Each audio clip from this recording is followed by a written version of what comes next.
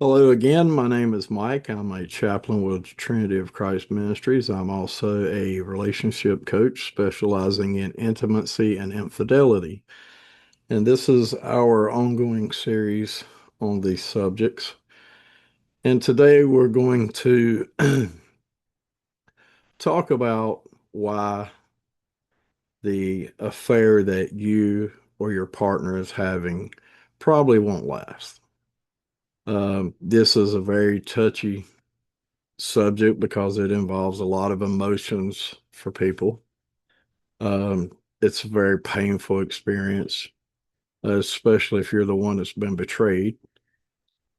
So you found out that your partner's having an affair or they've confessed to having an affair, and they're still seeing this person that they're having the affair with, and you're hearing different things. You may hear that you love that they love them.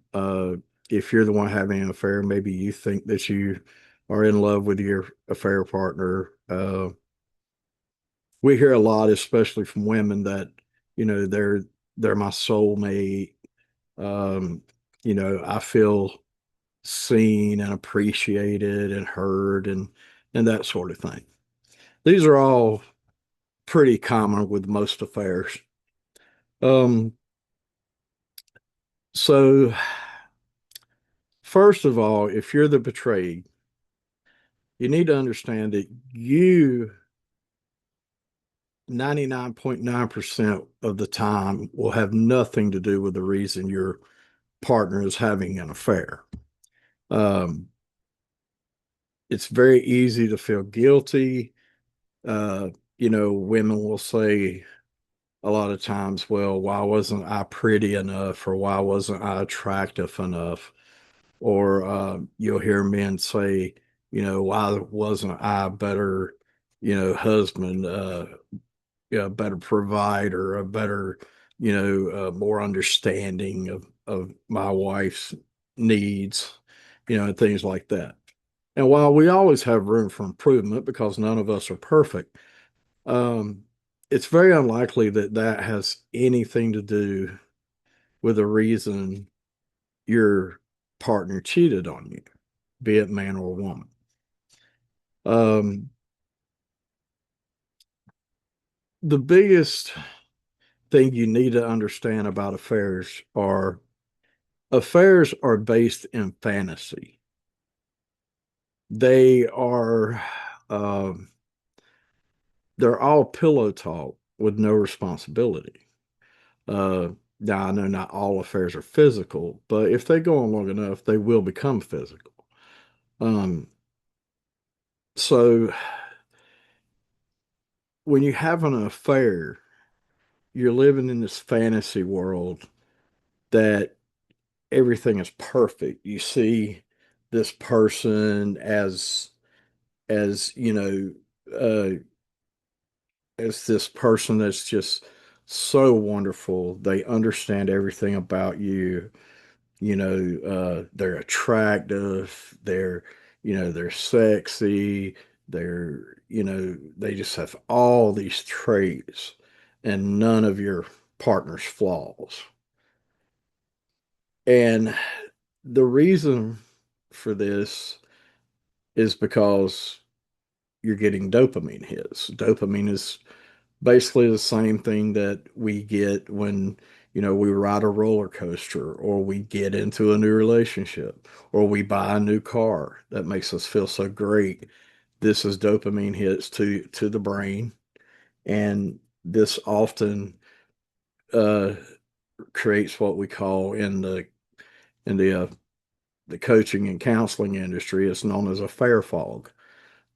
This fog fogs up your brain, and you can't see things clearly, just like in a real fog. Um, so it's very misleading to the person that's having the affair, and they see this person in a wonderful light, and they always, any little red flags they see, they either justify or just completely ignore altogether. Um, as a spouse that's being cheated on or has been cheated on, you can't compete with the affair partner. Don't even try because you can't. Because this affair is not based in reality. It's based in fantasy. Um, Reality is the death of affairs. It's one of affairs' biggest enemies is reality because affairs do not live in reality. When you're in an affair, the reason that we call this an affair fog and a fantasy is simply because you're not dealing with things that a normal marriage is dealing with. People often think, well, this marriage is boring or whatever, but in reality it's not boring, it's just stable. It's called stability. Affairs don't have stability. They're constant, they're like a box of lit fireworks. They're just shooting all over the place. You never know what's coming next. And this is part of the appeal of an affair. It's not predictable like a marriage is. A stable marriage is pretty predictable. You know your husband, you know your wife, you know their habits. When they get home from work, you usually know what they're going to do. You know, uh, so it's stability versus what they think is and what they'll interpret as excitement. And the problem with this is it never lasts. Uh, Reality is the enemy of affairs because this person is in a fantasy land where there's no responsibilities. This person, when they get together, like I said, it's all pillow talk.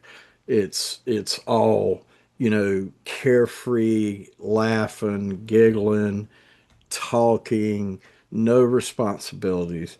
They're not having to worry about going and picking up Susie from soccer practice or picking up little Timmy from his band recital or why didn't this bill get paid or why did you leave your dirty socks on the bathroom floor? See, there's none of that going on in an affair. Every time these people get together, it's all fantasy. It's all wonderful because it requires no responsibility and honestly, not any commitment either.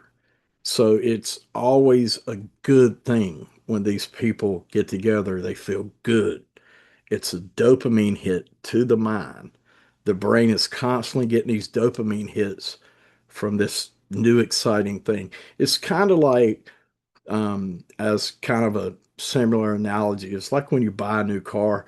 I often say when that new car smell wears off, that's when reality hits in. You go out, you buy a car, it's probably the payments are probably too high. You probably really can't afford it or know you shouldn't buy it. But it's just that excitement of having that new car to drive and that new car smell and all this.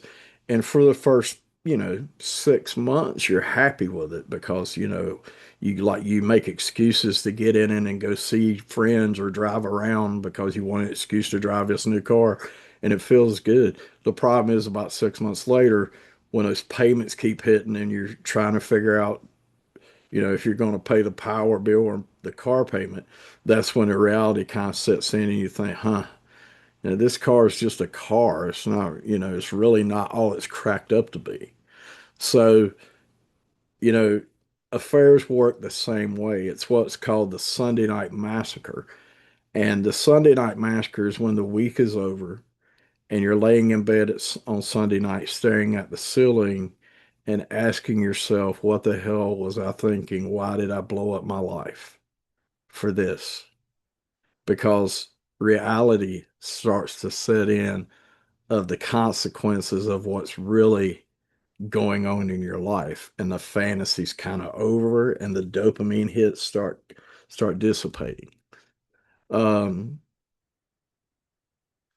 Time is also a very big enemy of affairs. Most affairs fizzle out within 6 to 9 months. This will vary depending on who you ask because surveys can take, ask different questions and get a little different results. Some affairs do go on for years. That is true. But most affairs fizzle out within 6 to 9 months because this is how long it takes for reality to start setting in.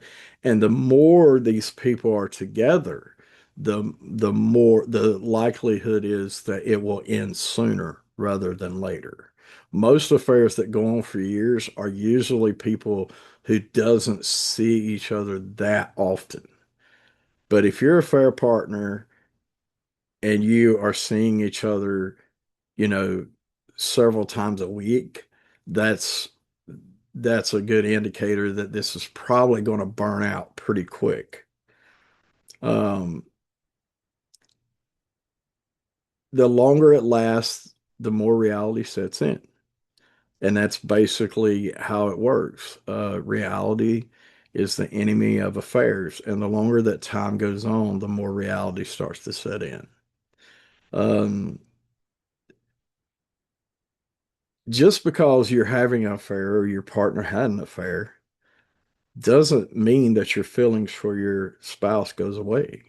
That's another thing that gets in the way. They will minimize their spouse. This is very natural.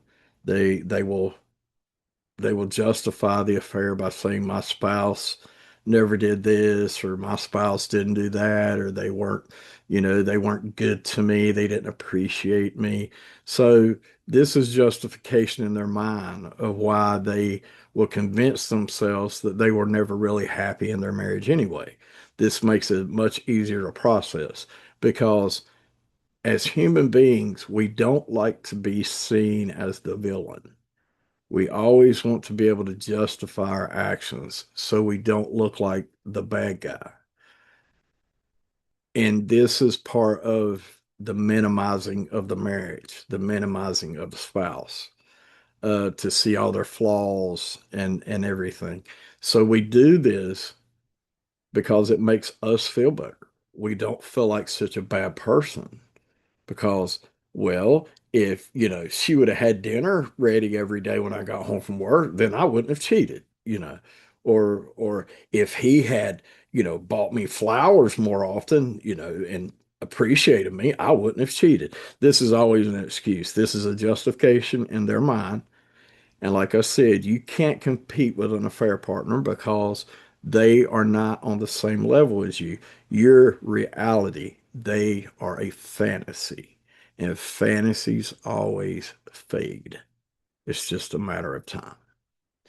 Um, for an affair to thrive, it requires uh, uncertainty and secrecy. This is what feeds the dopamine to our brain.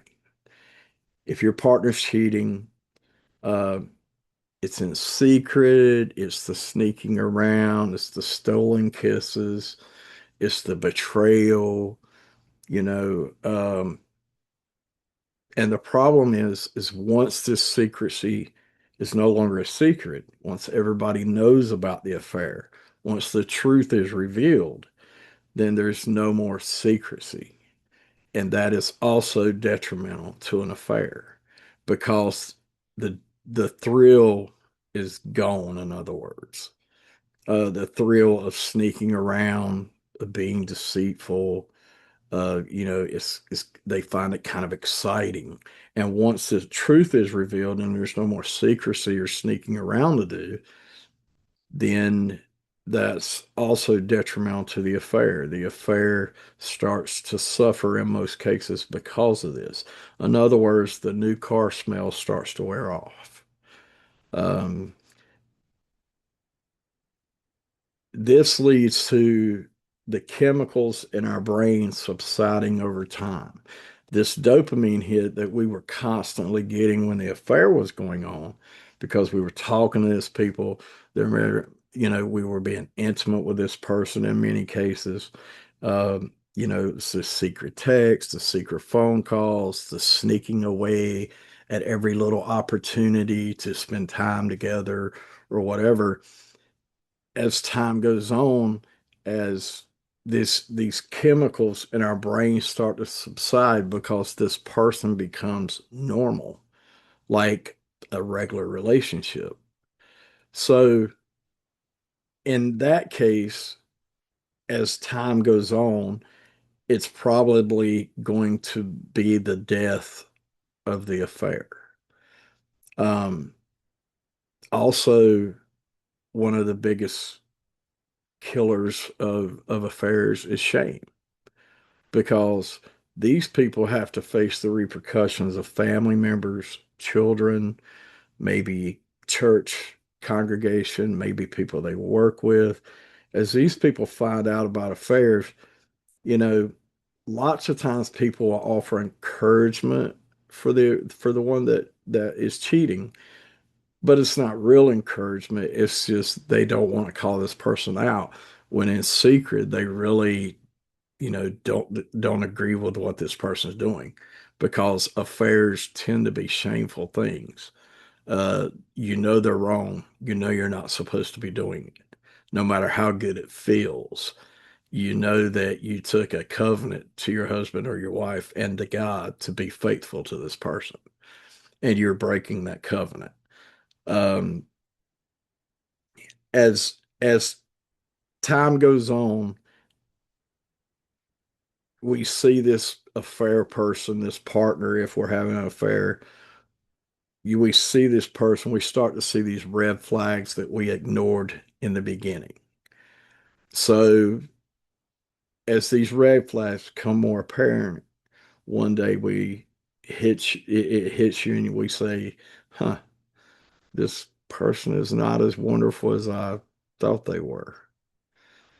And the love for your marriage partner doesn't just vanish because you're in an affair. This also causes problems because you still have feelings for this person you were married to. And the more you come to reality in this affair and you start seeing who this person really is, a lot of times it makes you realize of how good your marriage partner really was, because you're seeing this person for who they truly are for the first time. And this typically happens between 3 and 9 months. It varies for different people. And it's also affected by how many times you see each other. The more you see each other, the faster you're going to see, uh, what kind of person that they are.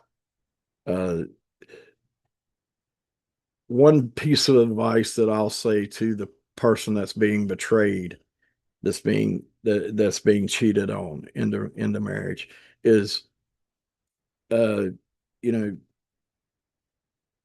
don't feel the need to explain all these things to the person that's cheating on you, whether it's your husband, your wife, um, because it's not going to work. You cannot compete with the chemical reactions that they're getting in their brain that's being supplied by this affair partner. Uh, Most of the time, they don't really even see anything in the affair partner. When I talk to a lot of couples, they never tell me how wonderful the affair partner is. They tell me how the affair partner makes them feel, you know. So it's about their feelings. It's not really even about the affair partner. It's about how they feel. So if you try to explain this to whoever's cheating, they're simply going to ignore you, because you're not going to be able to reason with someone who's in a fair fog. They're not going to see the light, um, because of all the dopamine hits that they're getting in their mind. But the good news is you don't have to. Uh, they'll see it on their own, because, like I said, time and reality has a way of doing what you can't do. And as they see this fair partner for who they truly are, there's a very good chance that they're not going to like what they see. It's also a relationship that's being built on lies and deceit. Do you really think two cheaters are going to ever trust each other? They'll lie to themselves and they'll lie to each other and say they do. Uh, and they're both lying, because they're not. You're not, if you actually trust a person who cheated on their spouse with you, then you are a sucker. Just, I'm not even going to sugarcoat it. You're a sucker because no matter what reason they give you, and they're always going to give the reason and tell you how awful their spouse is, why didn't they leave? Why are they cheating? Oh, let me guess, because of the kids, right? Well, we didn't want to break up our home because of the kids. But you don't mind destroying your kids' home to be cheating with this person. So why would it be a problem if you destroy their home if you leave? Because the truth is they cheat because they're chickens. They're cheating because they don't want to face the consequences of breaking up their marriage because they really don't know if they want to leave the marriage. They want you as a test drive. And that's exactly what they're doing. They're giving you a test drive to see if you're worth leaving their partner. And if you believe for 1 second that this person who has demonstrated that they are perfectly willing to absolutely destroy everybody's lives around them for their happiness, you believe they won't do the same thing to you. All I can say is good luck with that. Again, my name is Mike. I'm with Trinity of Christ Ministries. You can find us on Facebook. You can also visit us at trinityofchrist.org, where we have lots of content on these subject matters, and we'll be making some more of these videos in the very near future. I thank you for watching. Good luck.